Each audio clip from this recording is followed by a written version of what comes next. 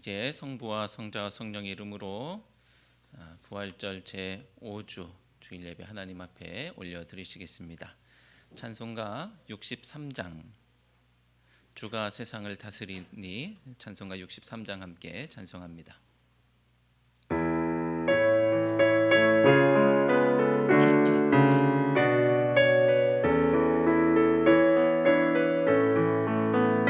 주가 세상을 다스리니 그 위엄이 넘쳐나고 그의 나라와 주의 영광 온 하늘에 가득하다.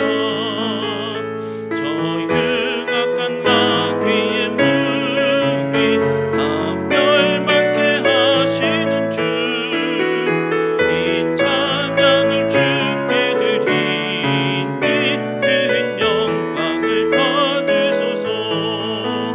주가 권능의 손으로서 이 세상을 창조하니 그의 놀라운 창조 솜씨 한 백성이 경탄하네.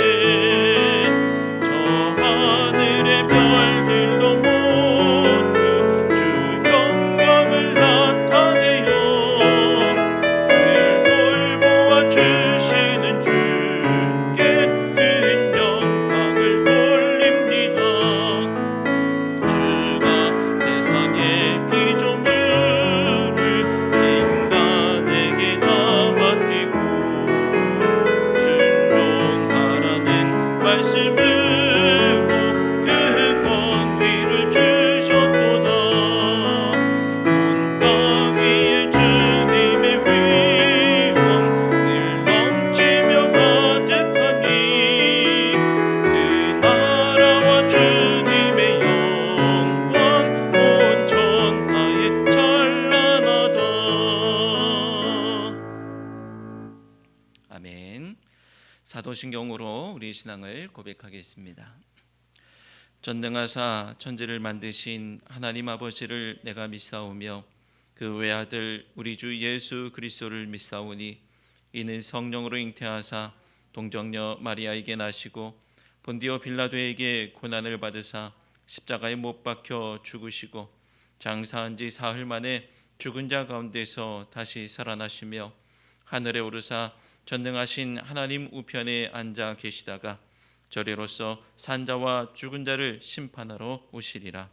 성령을 믿사오며 거룩한 공예와 성도가 서로 교통하는 것과 죄를 사하여 주시는 것과 몸이 다시 사는 것과 영원히 사는 것을 믿사옵나이다. 아멘. 성령 찬송 4장으로 하나님 앞에 영광 올려드립니다.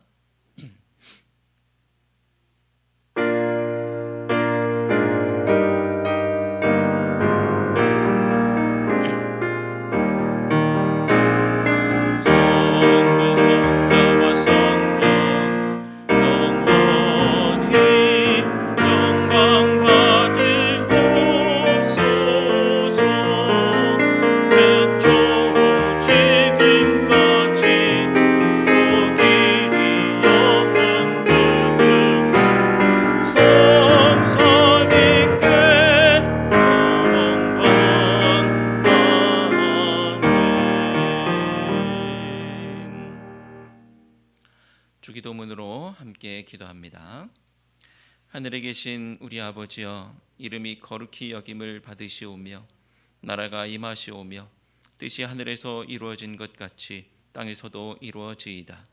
오늘 우리에게 일용할 양식을 주시옵고 우리가 우리에게 죄 지은 자를 사하여 준 것 같이 우리 죄를 사하여 주시옵고 우리를 시험에 들게 하지 마시옵고 다만 악에서 구하시옵소서.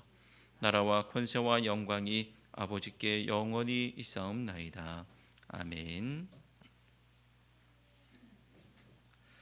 찬송가 49장 하나님이 언약하신 그대로 49장 찬송하시면서 드린 예물을 하나님 앞에 올려드리시겠습니다.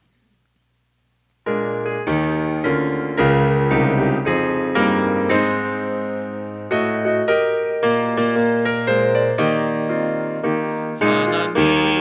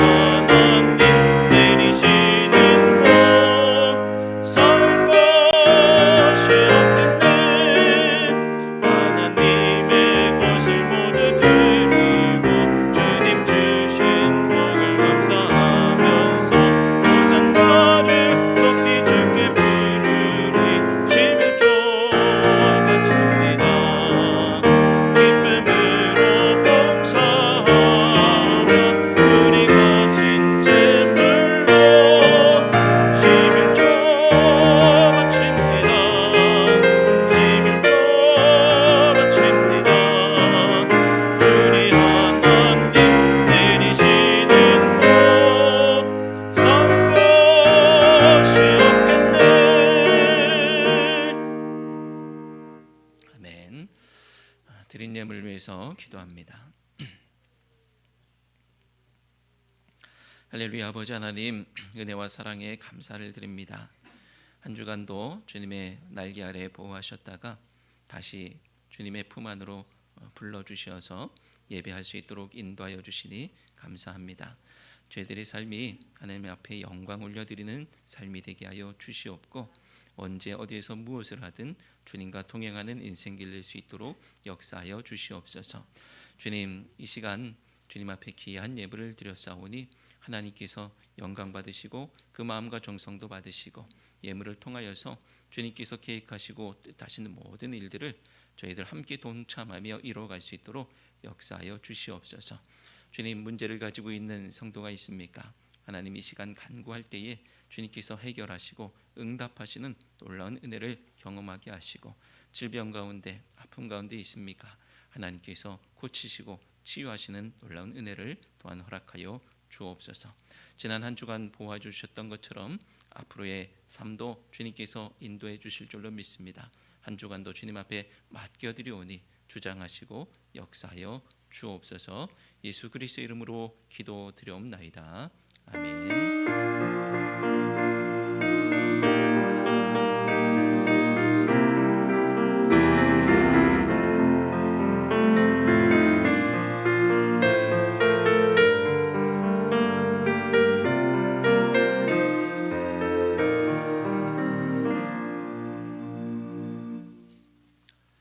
교회 소식을 전해드립니다. 함께 예배드리는 모든 분들을 사랑하고 축복합니다.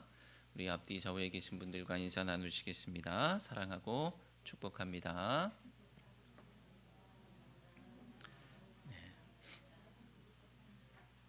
2023년도는 다음 세대가 일어나는 교회가 되도록 모두 기도해 주시고 헌신해 주시기 바랍니다.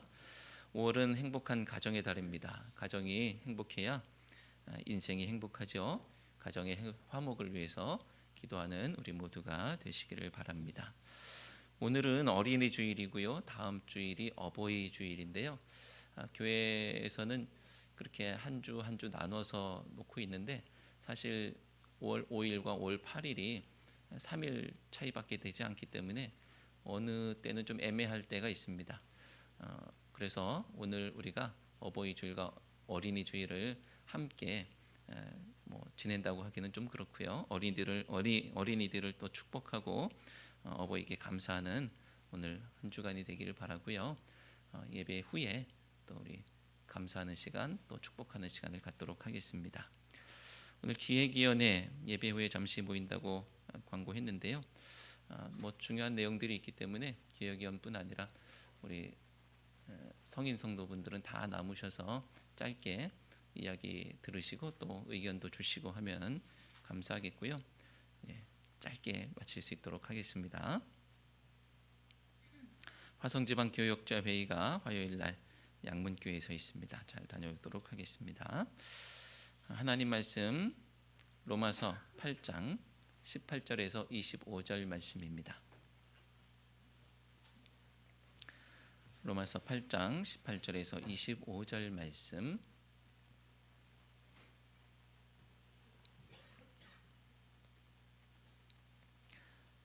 우리 로마서 8장 18절에서 25절 말씀을 한 목소리로 봉독하겠습니다. 생각하건대 현재의 고난은 장차 우리에게 나타날 영광과 비교할 수 없도다. 피조물이 고대하는 바는 하나님의 아들들이 나타나는 것이니, 피조물이 허무한데 굴복하는 것은 자기 뜻이 아니요 오직 굴복하게 하시는 이로 말미암음이라. 그 바라는 것은 피조물도 썩어짐의 종노릇한 데서 해방되어 하나님의 자녀들의 영광의 자유에 이르는 것이니라. 피조물이 다 이제까지 함께 탄식하며 함께 고통을 겪고 있는 것을 우리가 아느니라. 그뿐 아니라 또한 우리 곧 성령의 처음 익은 열매를 받은 우리까지도 속으로 단식하여 양자 될 것 곧 우리 몸의 속량을 기다리느니라. 우리가 소망으로 구원을 얻었음에 보이는 소망이 아니니 보는 것을 누가 바라리요. 만일 우리가 보지 못하는 것을 바라면 참음으로 기다릴지니라. 아멘. 손지한 권사님 특별 찬송하시겠습니다.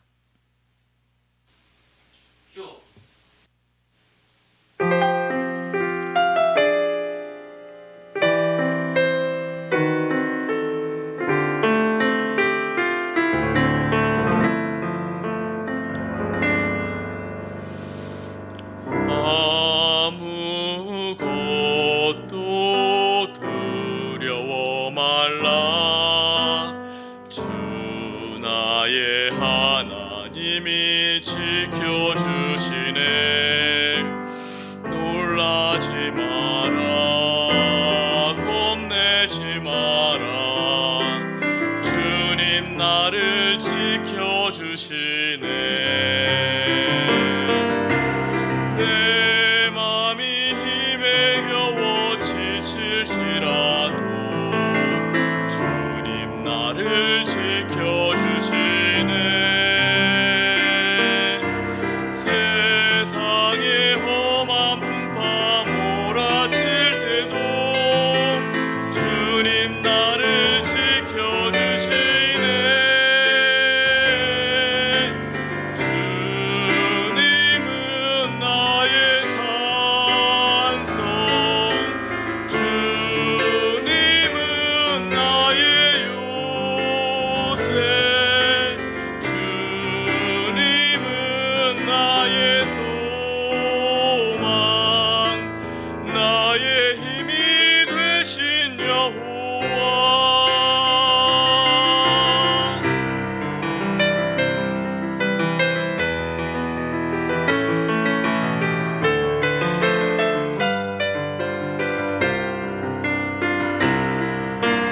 내 맘이 힘에 겨워 지칠지라도 주님 나를 지켜주시네.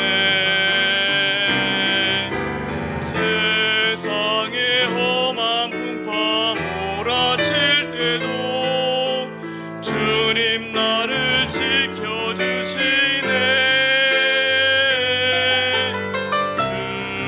주님은 나의 산성, 주님은 나의 요새,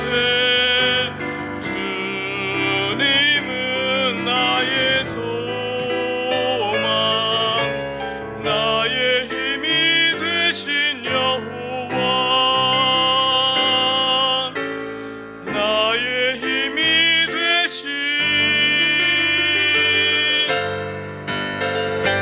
여호와, 여호와.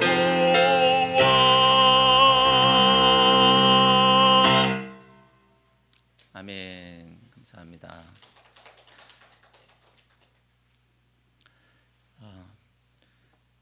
저는 목사이기 때문에라는 말은 말이 좀 안 되는 것 같지만 경제에 대해서 잘 알지 못합니다. 그래서 한동안 몇 해 전부터 목회자 세금 문제 같은 것들이 나왔을 때도 도대체 어떻게 하는 건지 감이 안 잡히고, 지금도 감이 잘 안 잡히고 있지만 이런 경제 전반에 대한 이해가 부족하고 또 지식도 부족한 것이 사실입니다.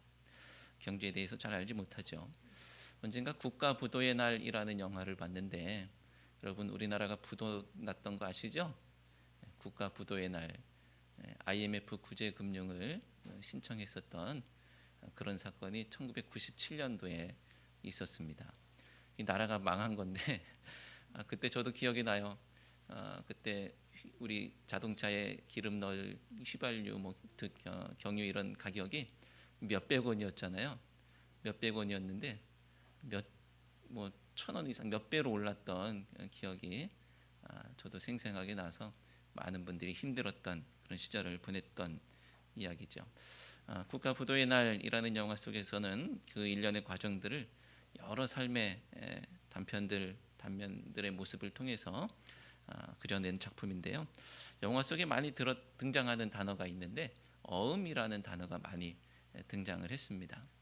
어음, 저는 잘 모르는 단어지만 사전을 찾아보면 일정 금액을 일정한 날짜와 장소에서 치를 것을 약속하거나 제3자에게 그 지급을 위탁하는 유가증권이라고 이제 표현되어 있는데, 어음의 효력이 유효하면 이거는 이제 현금과 같은 역할을, 돈과 같은 역할을 하는 것 같아요.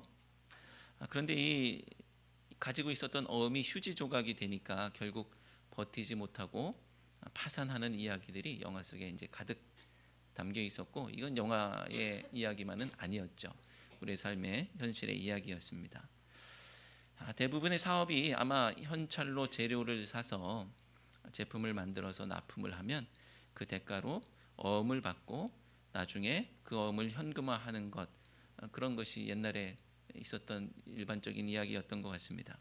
그러니까 사업은 지금 당장 힘들어도 미래를 바라보고 버티고 앞으로 나아가는 과정이라고도 또 할 수 있겠죠. 지금 돈의 손에 잡히지 않지만 이 어음을 붙잡고 미래를 바라보면서 버텨나가는 거예요. 자, 지난 시간 17절 말씀을 통해서 우리는 하나님의 자녀인 우리가 상속자이기도 하다라는 사실을 알 수 있었고요. 또 중요한 사실은 영광을 상속받기도 하지만 그것을 위해서 고난도 함께 받아야 한다라는 사실을 깨달았습니다. 영광만이 아니고 고난도 함께라는 것이죠. 그런데 오늘 말씀을 통해서 다시 한번 더 확인할 수 있는 것은 고난은 현재인데 영광은 장차, 즉 미래라는 것입니다. 고난은 지금이에요. 그러니까 너무 힘들어요. 근데 영광은 미래, 장차 있을 일이기 때문에 쉽지 않죠. 고난은 현찰인데 영광은 어음인 거예요. 어음을 손에 쥐기 위해서는 현찰을 써야 하는 것이죠. 18절 말씀을 함께 읽어볼까요? 18절 함께 읽습니다. 생각하건대 현재의 고난은 장차 우리에게 나타날 영광과 비교할 수 없도다. 아멘. 자, 그렇다면 왜 현찰을 써서 어음을 받느냐? 여러 이유가 있겠지만 내가 쓴 현찰보다 받게 될 어음이 훨씬 금액이 크기 때문이에요.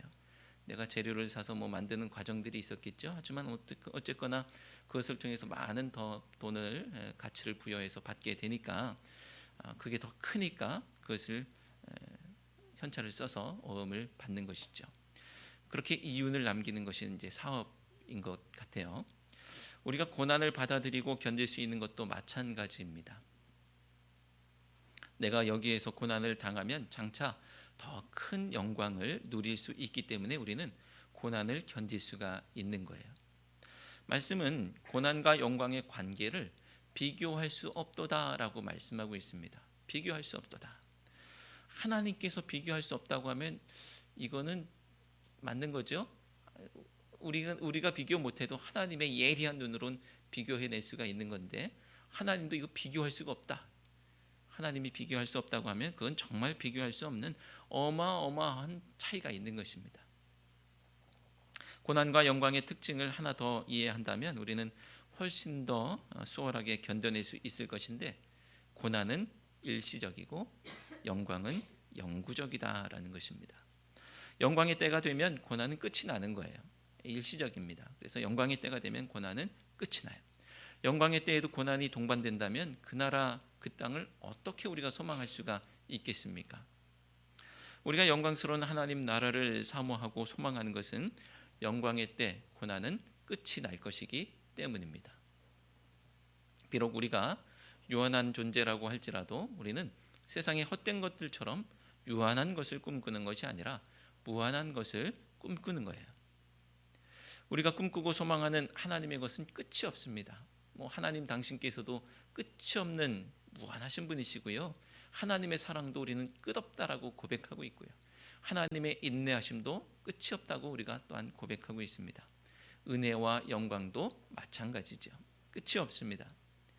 현재의 고난이 아니라 하나님 나라 그 영광을 영원히 소망하며 바라보는 우리 모두가 되어야 될 줄로 믿습니다. 사실 영광은 고난 후에 오는 것이 아니죠. 영광은 고난과 함께 오는 겁니다. 고난 속에 이미 영광이 있죠. 그 영원하고 큰 영광이 어떻게 고난 속에 들어있다는 이 말도 안 되는 이 역설적인 가르침. 아니 어떻게 그 영원하고 큰 영광이 고난 속에 들어있다는 말인가?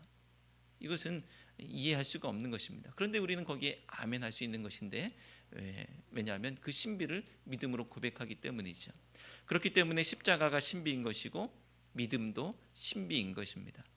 바라기는 고난 속에서 영광의 삶을 사는 우리 모두가 되시기를 주님의 이름으로 축원합니다. 여러분 혹시 주인을 잘못 만나서 몸이 고생한다라는 말 들어보셨습니까? 이 말을 내가 들으면 나를 향해서 누가 그렇게 말하면 이거는 심각한 거죠. 아이고, 주인을 잘못 만나서 몸이 고생한다. 그런 말이 있죠. 잘 넘어지거나 다치거나 뭐 자기 몸을 잘 돌보지 못해서 혹사시키는 경우에 그 몸이 너무 혹사당하니까 아니, 저 사람은 왜 몸을 저렇게 잘 다루지 못하느냐라는 걱정 섞인 말로 하는 이야기일 겁니다. 주인을 잘 만나면 몸도 호강했을 텐데 주인을 잘못 만나서 고생을 합니다. 그 몸은 어쩌면 주인이 바뀌기를 고대하고 있을 수도 있겠죠. 이 몸은 주인이 바뀌기를 고대하고 있을지도 모르겠어요. 그래서 주인 잘 만나서 좀 편안하게 지내면 좋겠다, 이런 생각. 그런데 저는 이런 비슷한 말을 저희 어머니께 들었습니다. 어머니께서 저에게 이런 말씀을 하시는 거예요.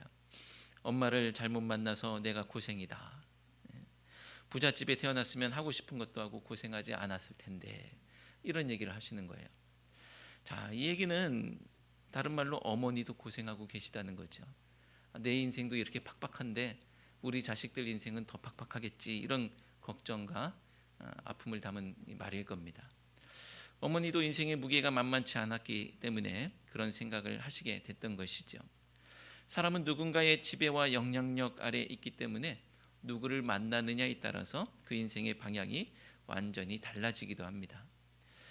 부잣집에 태어났든지, 아니면 예술가 집안에 태어났다든지, 아니면 독립운동가 집안, 아니면 친일파 집안, 사기꾼 집안, 아니면 남봉꾼 집안, 이런 집안에서 태어나면 그 집안의 어른들의 삶의 모습은 그 구성원들에게 꿈을 꾸게 하기도 하고 또 한편으로는 탄식하게 하기도 합니다. 자, 이 사람으로 말미암아서 내가 꿈꿀 수 있고요, 또 다른 모습을 통해서 탄식하게 되기도 하는 것이죠. 우리 부모님이, 우리 조상이 누구냐에 따라서 그 영향을 받게 되는 것입니다. 어느 나라에 태어나서 그 나라의 구성원이 되느냐에 따라서도 자유를 만끽하며 누리는 그런 삶을 살 수도 있고요, 억압당하면서 죽지 못해 살 수도 있는 그런 모습도 있습니다. 어떤 사람들은 더 행복한 미래를 꿈꾸고 또 어떤 사람은 자유를 꿈꾸고 기대하기도 합니다. 19절 말씀에는 피조물이 무언가를 꿈꾸고 고대하는 것을 볼 수가 있는데 19절 말씀을 함께 읽겠습니다. 피조물이 고대하는 바는 하나님의 아들들이 나타나는 것이니. 아멘. 자, 인간도 피조물이기는 하지만 오늘 19절 말씀 속에서 표현되고 있는 이 피조물은 인간으로 인해서 커다란 영향을 받고 또 신음하고 있는 이 땅의 모든 것들을 말하고 있습니다. 인간으로 인해서 신음하고 있는 피조물들. 자, 그러니까 그런 이제 피조물의 어떤 오늘 표현은 그런 것이라는 것을 이해하고 넘어가고요. 그것은 또 20절 말씀을 통해서 더욱 분명하게 드러나고 있는데요. 20절 말씀도 함께 읽을까요? 피조물이 허무한데 굴복하는 것은 자기 뜻이 아니요 오직 굴복하게 하시는 이로 말미암음이라. 아멘. 피조물들의 현재 형편이 어떻냐 하면 허무한데 굴복하고 있는데, 이것은 피조물들의 판단 또 자기 뜻으로 하고 있는 것이 아니라 굴복하게 하시는 이가 그렇게 하셨다는 거예요. 즉 하나님께서 피조물들을 허무한데 굴복하게 하셨다라는 건데요. 하나님은 왜 그렇게 하셨을까? 인간 때문이죠. 하나님은 인간 때문에 그렇게 하셨습니다. 인간이 타락했기 때문에, 인간에게 피조물에 대한 책임이 있기 때문에 그런 거예요. 자, 창세기 3장 17절 말씀 함께 읽어볼까요? 아담에게 이르시되 내가 내 아내의 말을 듣고 내가 내게 먹지 말라 한 나무의 열매를 먹었은즉 땅은 너로 말미암아 저주를 받고 너는 내 평생에 수고하여야 그 소산을 먹으리라. 아멘. 자, 인간의 타락은 자기만의 문제가 아니었고요, 인간이 타락함으로 말미암아 땅이 저주받기도 하고 이 피조물의 세계가 요동하고 있는 겁니다.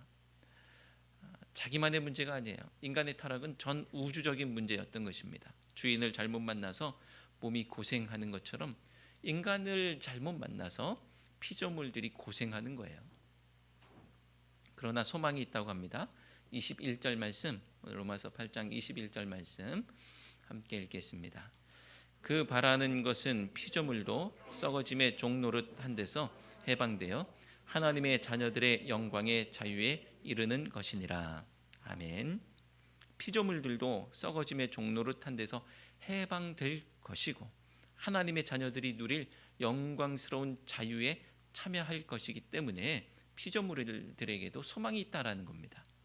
그렇기 때문에 피조물들도 인간으로 말미암은 썩어짐의 종노릇에서 벗어나기 위해서 신음하고 탄식하는 거야. 나도 여기서 벗어나고 싶어. 이 소망을 품고 벗어나고 싶어라고 탄식하고 신음하고 있는 피조물들의 모습. 자, 22절 말씀을 함께 읽겠습니다. 피조물이 다 이제까지 함께 탄식하며 함께 고통을 겪고 있는 것을 우리가 아느니라. 아멘. 자, 그리고 그들이 무엇을 기다린다고 하고 있느냐 하면요, 아까 우리 19절에서 말씀했던 것처럼 하나님의 아들들이 나타나는 것을 기다리고 있다는 거예요. 이런 소망을 가지고 탄식하며 신음 가운데서 하나님의 아들들이 나타나기를 고대하고 있어요. 그 하나님의 아들들이 나타나면 일이 바뀔 거예요. 주인을 잘 만나면 내 몸의 주인이 바뀌면 내 몸도 고생하지 않는 것처럼 이제 피조물들이 하나님의 아들들이 나타나기를 고대하고 있습니다. 사랑하는 성도 여러분, 내가 하나님의 자녀로 거듭난다는 것은 나 한 사람의 문제가 아니라는 사실을 기억하시기 바랍니다. 내가 하나님의 자녀가 되었어. 나만 구원받고 끝이 아니고요, 나로 인해서 이 우주적으로 하나님의 아들들이 나타나는 것을 기대하는 피조물들에게도 영향을 미치는 거예요.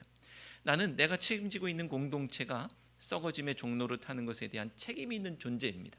그러니까 내가 바로 설 필요가 있는 거예요. 나는 대한민국이라는 사회가 썩어짐의 종로를 타는 것에 대해서 책임 있는 존재예요. 그리고 나는 자연과 환경이 썩어짐의 종로를 타는 것에 대한 책임이 있습니다. 나는 자유와 평화와 환대와 정의, 또는 우리가 계속 말하고 있는 생명, 정의, 평화, 사랑이라는 하늘같이 이것에 대한 책임이 있는 존재예요. 그냥 나 혼자 구원받고 마는 것이 기독교 신앙이 아니고요, 내가 구원받음으로 온 우주의 온 구성원들에게, 자연과 환경에게, 또 하늘가치가 이 땅에 만연할 수 있는 그런 것에 책임 있는 존재로서 구원받는 것입니다. 그렇게 하나님의 자녀가 되는 것입니다. 그렇게 하나님의 상속자가 되어서 그 일들을 감당해내는 거예요. 내가 주님 앞에 바로 설 때 피조물들의 탄식과 고통의 눈물이 해방과 자유의 눈물로 바뀔 것입니다. 주인을 잘 만나서 몸이 해방되는 일이 우리를 통해서 일어나야 할 것입니다. 하나님의 아들들로 나타나는 여러분 되시고, 또 피조물들을 하나님의 자녀들의 영광의 자유에 이르게 하는 우리 모두가 되시기를 주님의 이름으로 축원합니다. 후분양 아파트가 아주 없는 것은 아니지만 대부분 집을 짓기 전에 분양을 하죠. 후분양 아파트는 집을 다 지어놓고, 다 짓기 전이라도 어느 정도 지어놓고 나중에 분양을 하는 것인데, 일반적으로 우리가 아파트를 분양받는다라고 할 때는요, 아직 땅에 뭐 해놓지도 않았을 때 분양하기도 하죠. 여기다 지을 거야, 이 정도 가지고 분양하기도 합니다. 그러면은 정말 대단한 믿음입니다. 보이지도 않아도, 손에 잡히는 것 없어도, 이 경체도 없어도 그냥 거기에다가 피 같은 돈을 척척 지불하는 것이죠. 그런데 계약금만 지불한다고 내 집이 되느냐? 또 그것은 아니죠. 중도금도 있고 잔금까지 꼬박꼬박 빠짐없이 지불해야 내 집이 되는 것입니다. 그 돈을 마련하려고 얼마나 우리가 악착스럽게 또 열심히 일하시는지 말하지 않아도 다 알죠. 근데 어리석은 사람은요, 계약금만 지불하고 마치 자기 집이 다 된 양 기뻐하고 잔치하고 또 기대에 부풀어 있는 것을, 또 있기만 한 것을 보게 됩니다. 그 기대와 소망은 나쁜 것은 아니지만 반드시 기억할 것은 아직은 아니라는 거예요. 아직. 그러니까 기대와 잔치 분위기 속에 그냥 그렇게만 있으면 안 되는 거예요. 아직 아니기 때문에 우리가 더 할 일이 있습니다. 아직이기 때문에 무엇을 해야 하느냐? 대출을 받든지 일을 더 열심히 하든지 해서 돈을 마련해야 되겠죠. 그 집에 들어갈 소망과 기대를 가지고 지금 고생하는 거예요. 지금 고생해야 그 집에 들어갈 수가 있습니다. 하지만 그 고생은 몸은 힘들어도 기쁘고 즐거운 일이 될 줄로 믿습니다. 여러분 다 눈치채셨겠지만 제가 여러분이 내 집 마련하는 것에 대한 경제관념을 심어드리려고 이런 말씀을 드리는 것은 아니고요. 신앙의 원리가 이와 같다라는 이야기입니다. 그 땅을 소망하며 사는 우리의 모습이 마치 이와 같아야 하기 때문에 드리는 말씀이죠. 본문은 우리가 무언가를 기대하는 존재라고 말하고 있는데요. 23절 말씀을 함께 읽겠습니다. 그뿐 아니라 또한 우리 곧 성령의 처음 익은 열매를 받은 우리까지도 속으로 탄식하여 양자 될 것 곧 우리 몸의 속량을 기다리느니라. 아멘. 자, 무엇을 기다린다고 하고 있습니까? 우리가 양자 될 것 곧 우리 몸의 속량을 기다리고 있다고 해요. 자, 양자라는 것은 하나님의 자녀가 된다는 의미인데 혹시 여러분 이상하지 않습니까? 로마서는 이미 믿는 사람들에게 바울이 보내고 있는 편지예요. 로마 교회에 있는 성도들에게. 물론 그들의 신앙생활이 형편없는 모양일 수도 있고 그래서 걱정과 우려를 가지고 보내는 서신일 수도 있지만 그래도 믿는 성도들에게 보내는 편지입니다. 그리고 읽고 있는 우리도 이것을 우리가 아멘으로 받을 때 좀 이상하지 않느냐. 하나님의 양자 하나님의 자녀가 된다라는 것인데 이미 믿는 성도들, 이미 하나님의 자녀들인데 왜 이렇게 표현하는 것일까라는 것이죠. 왜 그러냐면 그 앞에 있는 말씀을 보면 아실 수가 있는데요. 우리가 무엇을 받았다라고 하느냐 하면요. 성령의 처음 익은 열매를 받았다고 하고 있어요. 성령의 처음 익은 열매를 받고 이제 양자 될 것을 기다리고 있어요. 자, 성령의 처음 익은 열매라는 표현이 뭐냐면요. 보증이라는 겁니다. 처음 걸 맛보면 이 뒤에 것도 뭐가 될 건지 알죠. 이 뒤에 게 맛이 있을지 없을지 우리 사과 따보는 거 이거 사과가 아니죠. 수박을 삼각형으로 옛날에는 따서 딱 보니까 이거는 맛있는 수박 이게 아는 것처럼 보증인 겁니다. 보증. 처음 익은 열매는 보증이에요. 그러니까 쉽게 말하면 우리는 성령을 보증으로 받은 사람, 성령이라는 첫 열매를 받은 사람인 거예요. 무엇의 보증 또 무엇의 첫 열매냐 하면 장차 받을 어마어마한 열매들의 첫 열매, 그 어마어마한 열매들의 보증인 것입니다. 하나님 나라를 말하는 것이죠. 그러니까 지금 아직이라는 거예요. 지금은 아직인데 우리는 첫 열매를 받았을 뿐인 거예요. 다른 말로 쉽게 말하면 계약금을 내고 계약한 상태라고 보시면 되겠습니다. 참고로 하나님 나라에 대한 이 또 구원과 관련된 이야기들을 비유로 설명할 때 이것은 완벽한 비유가 되지 않는다는 사실을 좀 기억하실 필요가 있습니다. 거기에는 허점들이 있을 수가 있어요. 하지만 우리는 이런 비유들을 통해서 우리가 어떤 신앙 원리를 이해하고 잘 납득하는 것에 목적이 있는 것이고요. 이 똑같은 완벽한 한치 오차도 없는 비유는 아닌 것이라는 사실을 기억하시고 이해를 도울 뿐이라는 사실을 기억하시기 바랍니다. 근데 어떤 사람들은 이미 다 받은 것처럼 이미 다 끝난 것처럼 여기는 사람들이 있었던 거예요. 흔히 말하는 영열광주의자들, 그들이 받은 은사나 체험들을 가지고 이미 천국에 간 것처럼 사는 겁니다. 그들이 받은 은사와 체험 같은 것들 뜨거워요. 이미 천국에 간 것처럼 살아요. 좋은 의미면 좋겠지만 이런 일들이 이게 좋은 의미이면 좋겠지만 나쁜 의미입니다.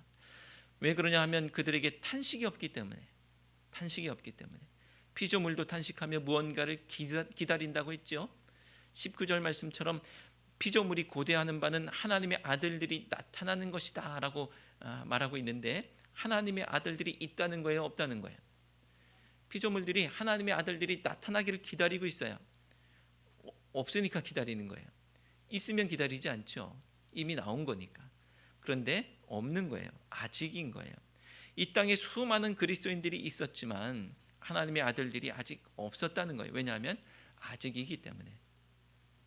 그러니까 피조물뿐 아니라 우리도 탄식하면서 보증인 첫 열매만이 아니라 아직 주시지 않은 열매를 기다리면서 기다려야 되는 것이죠. 그런데 그들에게 탄식이 없었다는 겁니다. 하나님은 바울 사도를 통해서 오늘 우리에게 탄식을 요구하고 계시는 거예요. 탄식을.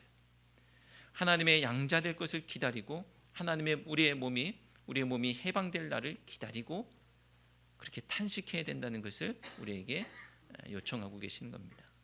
그것이 임의가 아닌 아직이기 때문에, 보이는 것이 아니라 보이지 않는 것이기 때문에 소망할 수 있다고 말씀하시고요. 그리고 그렇기 때문에 우리는 비록 탄식할지라도 고난을 견디고 이겨낼 수가 있는 것입니다. 24절, 25절 말씀을 함께 읽겠습니다. 우리가 소망으로 구원을 얻었음에 보이는 소망이 소망이 아니니 보는 것을 누가 바라리요. 만일 우리가 보지 못하는 것을 바라면 참음으로 기다릴지니라. 아멘. 우리가 잘 아는 히브리서 11장 1절은 이렇게 말씀하죠. 믿음은 바라는 것들의 실상이요 보이지 않는 것들의 증거니. 자, 마찬가지입니다. 첫 열매를 보고 아직 없는 열매를 바랄 수 있다면, 그리고 보증을 통해서 그 나라를 볼 수가 있다면 그것이 믿음입니다. 그리고 그 믿음은 우리가 고난 중 견딜 수 있는 힘이죠. 비록 탄식할지라도 그 나라를 소망하며 이 땅에서 승리하는 우리 모두가 되시기를 주님의 이름으로 축원합니다. 기도하겠습니다. 하나님 나라를 소망하며 이 땅을 살아갑니다. 고난 속에서 영광을 바라보며 살아갑니다. 아직이지만 약속을 붙잡고 믿음으로 살아갑니다. 성령의 처음 익은 열매를 주셨사오니 나머지 것들도 기대합니다. 감당할 수 있게 하시고 견딜 수 있게 해 주옵소서.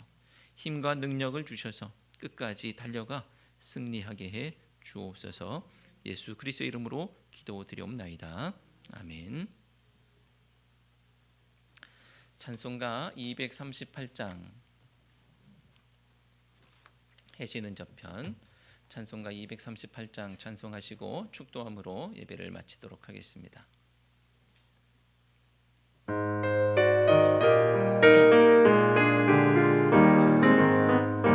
해지는 저편 새 하늘에는 우리 주 예수 계시오니 고난은 가고 찬란한 새벽 영광의 빛이 밝으리라. 해지는 저편 구름도 없고 무서운 폭풍 없으리니 즐거운 그날 영원한 그날 해지는 저편 기쁨 넘쳐 해지는 저편 하나님 나라 주께서 우리 인도하네.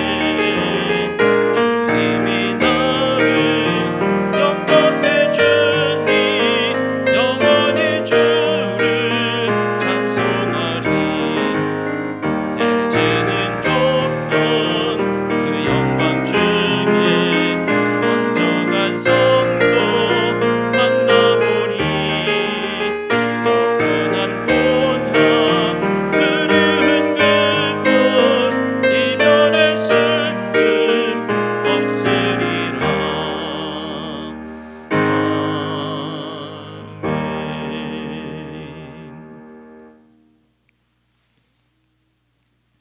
이제는 우리 구주 예수 그리스도의 은혜와 아버지 하나님의 놀라운 사랑과 성령님의 감화 감동 역사하심이 우리 주곡교회와 모든 성도들 가족들 위해, 또 주곡리 마을과 주민들 위해 이제부터 영원토록 함께 하시기를 간절히 축원드리옵나이다. 아멘.